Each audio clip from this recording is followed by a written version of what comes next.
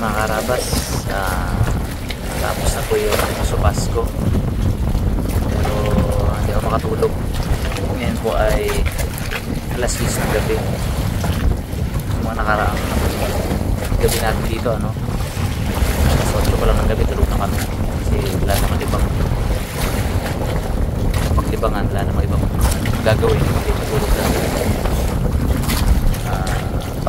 Itong araw po natin ngayon, no? Dito po tayo ngayon, stranded sa West Philippine Sea.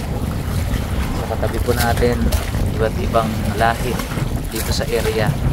So recap po lang po, dahil kung may lakas ng hangin, yung dala ng habagat, tumago po tayo sa tinatawag na breaker. Malapit po sa Douglas Bank, sa Awash kung tawagin, Awash. Ito po ay taguan ng mga barko at mga malalaking bangka, mga kasikasan sa tuwing pagkakaroon ng bagyo o kaya ito yung habagat. So napaligiran po tayo ng iba't ibang lahi. Meron po dito Vietnamese, merong mga I think merong mga Hong Kong nationals na may isda, pero karamihan po dito yung mga Chinese vessels, dami po. Tsaka Pilipino siguro dito, mga ano lang kami, sa anim na bangka lang kami, 7 bangka, mas malalaki. Si Raptor po yung pinaka cute dito, siya po yung pinakamaliit. So ayun, recap lang natin yung mga nangyari ngayong gabon, ano. So meron tayong mga dapat ipagpasalamat ngayong araw. Unang-una, nakabit na po natin, nadugtong na po natin yung higi na naputol. Nakabit na po kanina rin. So dinugtong ni Jemar yun, binata ni Jemar, tapos dinugtong ng grupo. So gusto ko pasalamatan syempre yung buong Team Raptors sa grabing effort sa pagbuo uli ng naputol.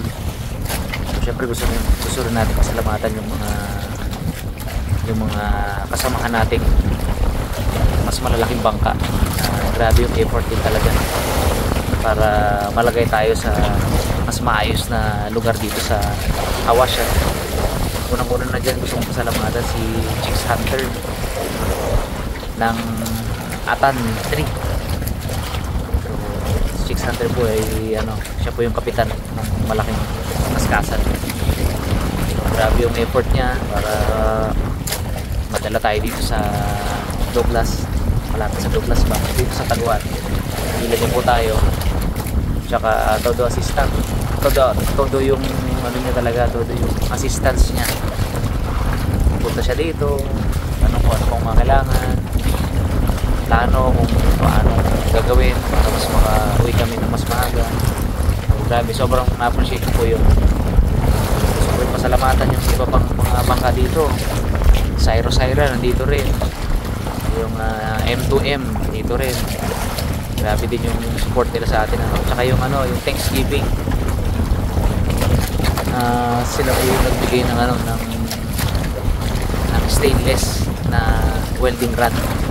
Sa kanila po kami nakakuha dahil nagradyo yung mga kapitan. Sila daw meron, si Buhawi po yung codename nung kapitan doon ng Thanksgiving 4. So ayun, so sila pasalamatan syempre. At thank God nagkaroon ng nadagdagan yung pag-asa natin makauwi ng mas maaga, kasi ayos na po yung isa nating makina, nagana na uli yung isa nating makina. Pero yung makina sa taas mayroong mas malaki sira siya kasi nga natuyuan ng langis. Kondisyon naman siya, kaya lang natuyuan ng langis. So di ba alam niyo naman, pag ganun natuyuan ng langis, kahit sa sasakyan natin, sa mga sasakyan din, napakalaking damage. So wala na siyang pag-asa talaga. So baka ibagak na lang natin or benta natin sa pinakamurang halaga para lang may makuha tayo kahit paano. So nag-isip pa ako ng paraan kung paano natin mapalitan ng panibagong makina. Kasi sa to lang mga karabas, itong trip na to namin maliwanag ang talo ko na 200,000 plus. Napakalinaw ng loss natin na 200,000 plus to 50,000. So yung puhunan po kasi ay 200,000, ang pabali sa tao ay 50,000 plus. Syempre alam ka namang na-stranded na kami, lugi na kami, hindi sila nakapaghanap buhay. Alam namang singilin ko na naman yung kanilang advance, diba? Bukod sa mga advance kasi nung nakaraang tao natin, nakaraang Raptor Boys, itong mga bago po, nagbali na rin yan. So ganun talaga kasi, babali muna sila bago lalaot. Syempre pang iwan na yun sa pamilya nila. So syempre ayoko nang bawiin pa yun. Ayoko nang sinilin sila doon, ano. So sabi ko, sige, bawi na lang tayo sa susunod. Hindi ko na anin yan. Kumbaga kita ko naman yung effort kasi ng bawat isa. Kita ko naman yung pagpupursige ng bawat isa na makahanap buhay sana. So ngayon naman nakikita ko yung pagpursige nila na makauwi agad kami ng mas maaga, diba? So lahat naman kami syempre ganoon yung gusto. So ayun, thankful tayo kasi nga tumaas yung chance na mas maaga tayo makauwi dahil ayos na isang makina natin. So pangalawang bagay na gusto kong ipagpasalamat sa Diyos ngayong araw ay nagkaroon po ako ng pribilehiyo na makatungtong sa isang isla ng West Philippine Sea. So, diba? Mga karabas, ilang porsyento ba ng Pilipino yung nakakatungtong dito, diba? Sa isang isla dito sa West Philippine Sea na kasalukuyang pinag-aagawan, diba? Ng Pilipinas at ng China. So, masaya tayo, thankful tayo dahil nakatungtong tayo sa isang isla. Iba yung pakiramdam eh. Kumbaga parang nararamdaman mo na dapat atin talaga to. Tipong atin to eh. Alam mo yun. Kasi mga karabas, kung isipin mo ano, kapag itong buong West Philippine Sea na pasakamay ng let's say give up natin, for example lang, at napunta sa China, hindi natin pinaglaban for example, ang laki po ng impact nun sa fishing industry natin. So for sure tataas po ang presyo, sobrang tataas ang presyo ng isda kasi napakalaking porsyento po ng isda na dinidistribute sa mainland, sa Pilipinas, dito po nagagaling sa West Philippine Sea. For example lang, yung isang bangka dyan may daladalang 4 na tonelada, which is hindi pa sila tapos mamalakaya. Yung isang bangka mayroong 2 tonelada, yung isang bangka may 6, yung isa may 600 kilograms, kami may 120. Kalimutan na natin sa atin. So ang point ko is, toneladang isda po yung galing dito sa West Philippine Sea na kung saan dinidistribute, diba, sa iba't ibang lugar sa Pilipinas. So ngayon kung yan po ay matitigil, ano, dahil nga syempre for example nga hindi na to sa atin, nakuha ng China. So ang laking impact po nun. So imagine niyo kung gaano na magiging kamahal, kung gaano na kahirap yung supply ng isda sa atin. Sa buong Pilipinas po yan, diba? Kasi ang malalaking source po ng isda natin ngayon ay West Philippine Sea, Pacific, at saka sa bandang Mindanao meron, diba? Kasi po dito sa West Philippine Sea, kahit mga taga Zambales, Batangas, dito po yan, nadayo po yan dito. Visayas, taga Mindanao, dito rin. So kanina nga may mga na-encounter kami mga Muslim. So from Tawi-Tawi sila, no? From Tawi-Tawi. Yung iba naman from Balabac, Palawan. So talagang dito na yung isda, no? So kaya sana patuloy na ipaglaban natin at ng ating gobyerno itong West Philippine Sea. Huwag nating hayaang mawala to sa soberenya ng Pilipinas. Kasi ang laking ano na to, ang laking yaman ng Pilipinas tong lugar na. So ayun, pangatlong bagay na gusto kong pagpasalamat sa Diyos sa araw na to ay medyo mas gumaan po yung dibdib ko kasi alam niyo mga karabas kanina, so, naipakita ko naman sa vlog kanina, no? Nagkataon po na yung isang bangkang malaki dito na tumago din dito, nandun po yung ibang Raptor Boys natin. So 7 po sila doon na nakasakay. Sila po yung mga lumipat doon sa bangka, sumakay sila, no? Pero somehow Eh siguro, sabi nga nila, na-miss nila tayo. Pumunta po sila dito kanina. Tatlo sila, si Oka, si Jameson, tsaka si Alvin, yung ating first mate. Pumunta po sila dito kanina. Pagdating nila, kamusta at tinignan din nila yung kalagayan ni Raptor, yung kalagayan natin, which is sobrang na-appreciate ko. At di ba nga sabi ko nung nakaraang vlog about sa issue, sa akin wala yun kasi gusto ko maayos kami, gusto ko walang samaan ng loob kasi kilala niyo naman ako mga karabas. Ayoko ng ganun, ayoko ng hanggat maaari, ayoko na merong taong masama loob sa akin, which is kanina tuwa ako dito sila kanina, kwentuhan, kamustahan. Yung hindi nakadating kasi tulog daw doon na mamahinga, sabi ko kamusta na lang pagbalik ko dun sa bangka. Sila Tatay Ben nandun din, sila Kuya Rolly nandun, sabi ko kamusta na lang sa kanila. So tagal namin na kwentuhan, tapos lumipat sila sa kabilang bangka, tapos si Alvin naiwan, kwentuhan haba, 2 oras kami kwentuhan. Tapos bago kami pumunta ng isla, naghapunan muna kami. So in-invite namin si Alvin for dinner, nakikain din siya sa amin. So kaya kumbaga nakakagaan ng loob na after nung mga nangyari, okay kami pare-parehas. Kumbaga walang sama na loob, pag ganun lang, nag-move on kami pare-parehas. So hindi natin alam, sabi ko nga hindi natin alam, baka sa mga susunod na panahon maging magkatrabaho ulit kami, di ba? Kasi mga karabas, alam nyo, lalo akong na-inlove sa ganitong klaseng business na yung nangyari sa amin to. Na-stranded ako, nalaman ko yung buhay ng mga mangingisda, lalo na yung mga dumadayo dito sa West Philippine Sea. Lalo akong na-inlove sa ganitong negosyo, diba? Kaya magpupursige po tayo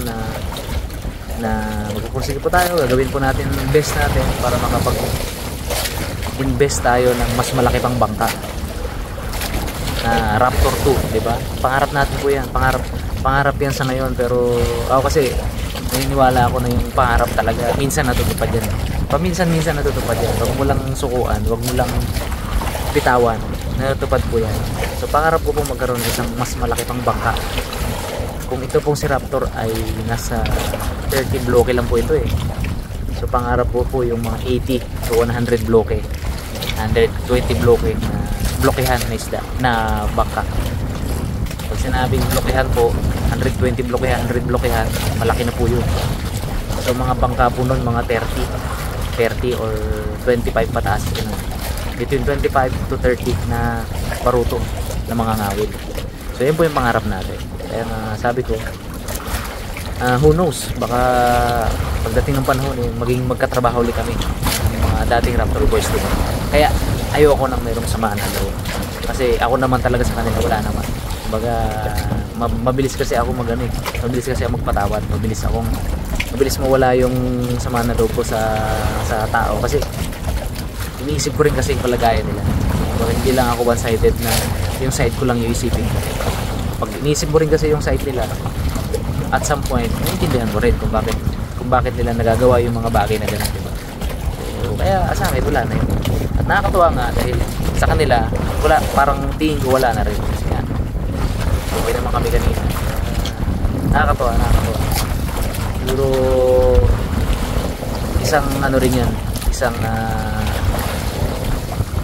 kumbaga blessing in disguise na nandito kami ngayon, kaya kami nagkita-kita. So ayun mga karabas, siguro magmuni-muni muna ako dito sa harap ng bangka. So ang totoo niyan, sobrang nami-miss ko na yung pamilya ko, miss ko nila siyempre buong Team Karabas, sila Tatang, diba? Family ko, makasama ko sa bahay, siyempre lalo na si Mrs. Karabas at si Gray. Miss na miss ko na po sila. Hitman din, alam ko miss niya na rin yung mag-ina niya. Minsan-minsan na medyo nag-iimo yan, nakatalong ko lang doon, tinatapik-tapik ko lang, makakawin na tayo soon, kailang natin lumipas tong lakas. So ayun, miss na kita Miss Sarabas, miss na kita Gray. So soon, makakauwi na rin tayo. Makakauwi na rin kami at nakakasama ko na rin. Good night muna for now. So yun o mga karabas, habang stranded tayo dito sa West Philippine Sea, dito sa Awash, subukan nating umalis sa mga gilid-gilid, mag-iyak-iyak tayo para matanggal inip lang. Subukan lang natin kung makakahuli tayo sa ganito kalakas na hangin. Habagat po ito, wala namang bagyo pero yung bugso ng habagat malakas. Let's go! Oh, bago-bago na yung ano boss. Ano mga karabas, nagpalipas na tayo ng oras. Wala mang huli, lumipas yung yung lating araw natin, di ba? Na hindi natutulog. Kapay-nga rin yung likod sa kakatulog. Kaya, nabot na tayo ng lakas Pakpa kami. Puro man boss buhangin. Yung buhangin na. Lalang mo sila. Lalapat yung bato dyan boss. Makahanap ng magandang bato. Tapos, nakahanap kami ng bato sa mababaw, sumabit pa ako. Aroy. Mataas. Tol. Sabi niya, Noy, bato na tayo. Tara na! Wala kang huli. Nag-donate na eh. Naka-donate na. Sabit pa. Nagligo na tayo nakatawan. Mas kilawag na yun. Parelax. Ang totoo lang, palipas oras lang. Ha? Natanong mo na pwede bukas tayo. Ang mo, last. Kaya? Yo, bukas ikaw. Hindi na ano na kami ako. Kapag naman tayo pa putang. Kailangan may pagbabago ba? Oo, hindi. Hindi na ako magbabago. Kaya si Juan, si Santel, magaling mag-motor na ako, tanongin niya sa Tugat. Okay. Buhay na! Tontuwa kami mga karabas sa bulan. Buhay na. Sahod yung tubig. Panghugas ng ng itlog, ng singit.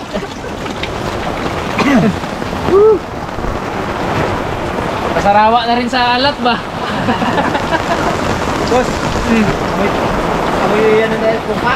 Suka na. Mo, kakala mo nakadjil na boss eh. Yun na yun? Bitin! Uy! Meron dito.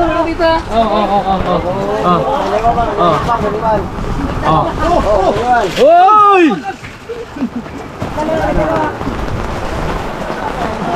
Boss, may simot na. Alright. May dalawang tao na dito kasi nagtatang tao. Edi may pambanlaw tayo ngayon. Hindi yung buhay na. Pwede na, nakaipon.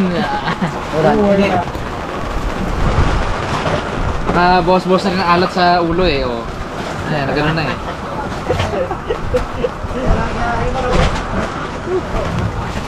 Tipid-tipid na kami sa tubig at ilan na lang? Ilang ano na lang ang tubig natin? Isang drum na lang, Isang drum na lang, boss. hindi na talaga tayo pwede magtagal dito. Kaya talaga iuwi. Tayo. Kaya yan Ayan boss. Ayan, sus. Kaya ni Raptoran. Pabor Kaya na pumunta dito na walang makina. Yung pa makina pa uwi. At saka pabor. Uno ngayon bukas. Pitya tres ko sila pitya tres yata takbo no. Tres sila takbo? Ito may tatakbo dito. Utay siya. Patay. Pero hanap buhay pa yan Hanap boy ito siya. Wala po yung si Chiksater. Sabi niya kung magabalik yun dito. Eh kung dito kasi naman natin boss, hindi sa makanap buhay. Kaya nga. System na kayo dyan Raptor sabi niya Oo. Kaya eto pa Papadjab-jab lang siya ng ating araw, tapos naman. Eh kung dito siya manatili sa Douglas, Hindi siya makahanap buhay. Hindi siya makahanap buhay. Wala Pangit ng bahura dyan. Kasi naryana na bus eh. Tsaka, pangit bahura. Kaya pa Jackson pratak mo niya. Bandaw. Kasi sabi niya sa akin kapon, pupunta namin ni Buddy eh. So, ano na tayo ngayon? We're on our own. Malaman bukas. Yeah? Bukas tayo Mayroon mong pasbasta Alam yung bukas, tingnan natin yung yung kung may update. Kung humina-hina, utay tayo. Kasi wala din, isa lang tubig natin. Sa inumin lang natin, ang biyahe natin 3 araw. Dito sa 3 ng umaga siguro. Maaga tayo alos dito? Hanggang maga? Araw-araw?